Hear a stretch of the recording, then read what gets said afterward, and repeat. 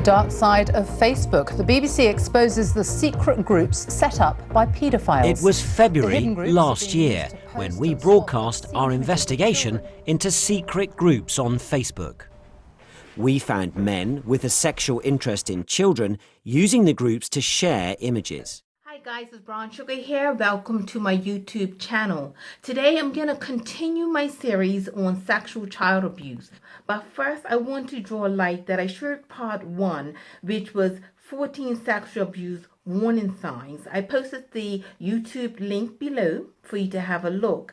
The views have been extremely high, but the comments have been extremely mixed, meaning that there are some people that are in agreement, others are disagreeing. One woman actually said that she only considers sexual child abuse as when penetration occurs.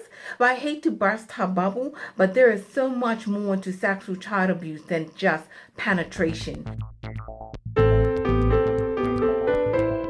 Many of the pictures in these groups are obscene, indecent.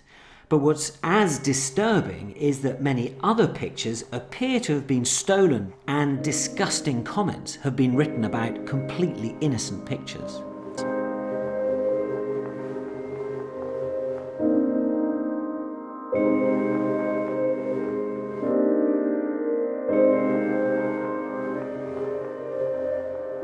We even reported a group where users were openly swapping what they called child pornography, or CP. Whether we like it or not, these pedophiles are in our communities. There is no face, there's no race, no gender. There are men and women that are sexually attracted to innocent young children. Child sexual abuse is the use of a child or an individual under the age of consent for sexual activity. When a perpetrator engages with a child this way, they are committing a crime that can have lasting effects on the victim for years. Child sexual abuse is inappropriate relationship usually involves one perpetrator who has power or control over a young person by virtue of their age, gender, intellect, physical strength, and resources available to them.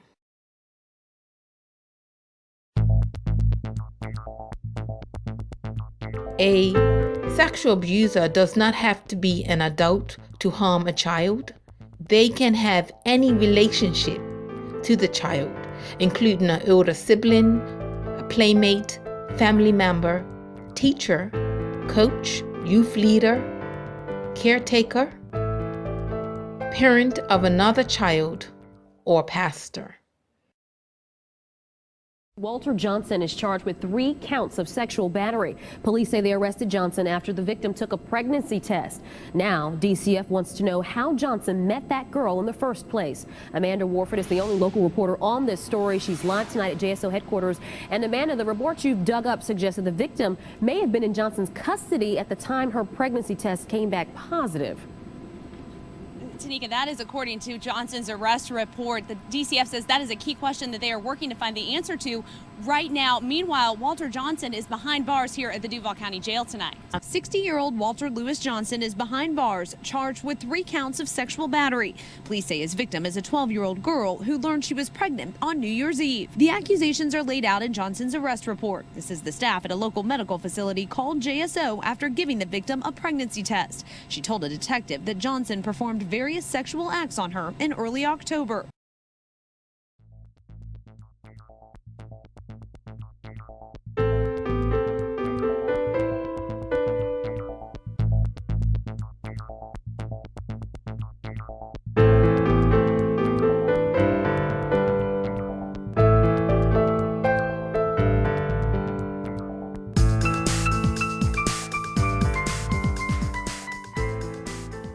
There are 2 different types of child sexual abuse. They are called contact abuse and non-contact abuse. Contact abuse involves the following: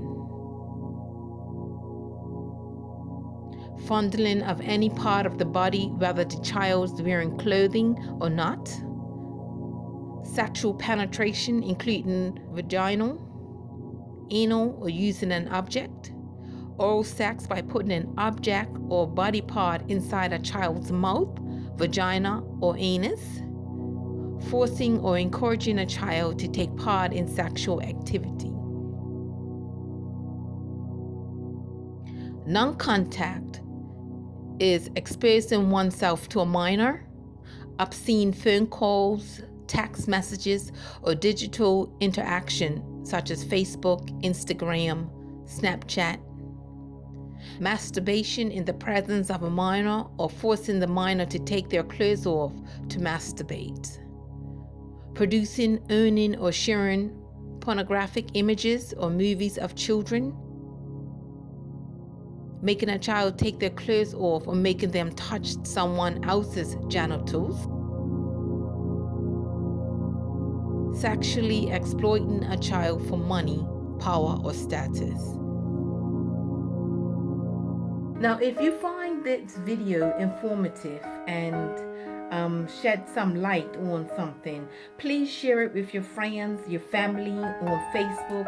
Let's continue the awareness. Let's continue discussing this topic and set some healthy boundaries for our children. We need to protect them. You can find more of my content and blogging on my Spitzoon Facebook page.